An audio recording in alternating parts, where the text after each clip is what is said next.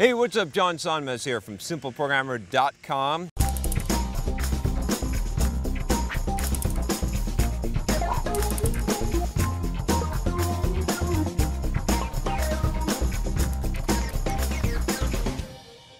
Hey, I just wanted to give a quick thanks to one of our sponsors at Simple Programmer, which is Dev Mountain Bootcamp. You should go check them out. The link is in the description. They are a coding bootcamp and they can teach you web development, iOS development, UX design, a lot of good stuff. I get a lot of feedback from a lot of you out there that email me and have told me about Dev Mountain, so I decided to check them out myself. And I like what I found. I like their programs. They offer some 12-week intensive programs. They also offer some after-hours programs, which I know that some of you will like. So go check them out. You can see the link in the description below, Dev Mountain Bootcamp, and a big thank you to them for sponsoring Simple Programmer. And today we're going to be talking about getting into a high position too early.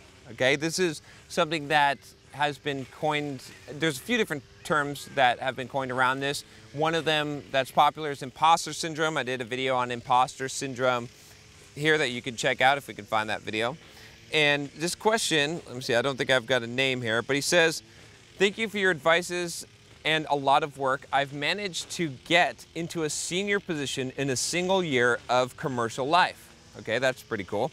I spent 1.5 in the academic market on this new company, but now I'm feeling insecure about my work, even though I do not have any clear reason. Anyways, I'd love to hear your thoughts. And he gives some more details here. He basically says that I absorbed all the knowledge I was able from you, worked hard, and the result was that I'm getting into a senior position 1 year before my graduation and in a big company. So what he's saying is, what if I'm not ready? You know, he's been working at this company for 45 days and he hasn't faced any challenge that made him think he was not capable of delivering what's expected.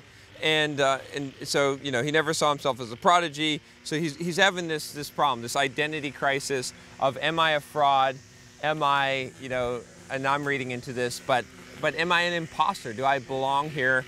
And am I qualified for this? And this is a very common thing, right? This is anywhere that you should be, you should feel like you're a fraud and you're not qualified for it, and that the position is above you, and you should have a little bit of fear, right? I always talk about this idea of diving in, over your head into water that's too deep for you, where you have to sink or swim. And even when you fail in these situations, you benefit way more than when you do something that's easy and that you don't fail, right? I mean, think about it. If you think about a sport or some kind of competition, if you enter some competition, or let's say that you're an adult and you enter a kids T-ball league. I'm going to say T-ball because I'm pretty sure that the little league could whoop your ass.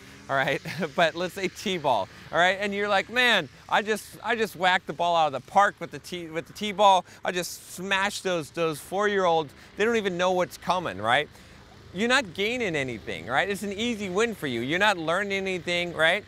But if you go and you play with the I don't know, who's your favorite, a professional baseball team, okay, and you go just start training, or you go and you play a game, and you suck. You're going to suck so bad, right? You're going to learn so much, even just by failing. And if you did happen to succeed, that would be pretty awesome. But you see what I'm saying? Like, even a failure would be great. So you want to always challenge yourself to that higher level.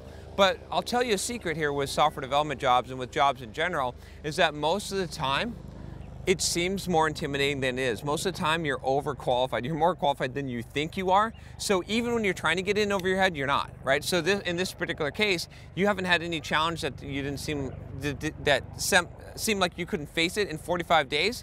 You need a better job, man. You need to go up higher. You need to face some shit that makes you think, oh man, I don't know about this. This is hard, right? So if you're not facing that, you need a challenge. You honestly, you do. So I wouldn't sweat this at all, right? And don't think of it as, when you're given a gift, when you're given an opportunity, don't think of it as, oh, I don't deserve this. You do deserve this, right? I mean, and if you feel like you don't deserve it, you know what you do? freaking earn it. Go and do the best job possible. Go and prove to yourself and to everyone else that you do deserve this, right? After you've gotten it, that's fine, but don't do yourself the disservice, and don't do the people that are working with you and counting on you the disservice of saying, "Oh, I'm not worthy." I know it seems like a humble and a thing of humility, but it's not. It only harms people. They want a leader. Sometimes I've been in leadership positions, and I'll tell you, where I did not feel up to the task. But do you know what I did with my team? I gave them 100% I told them, I got this. This is no problem. Don't worry. I can handle this. We're good, man. We're good. I've never felt better. And inside I was feeling like, oh my gosh, oh crap, how am I going to do this?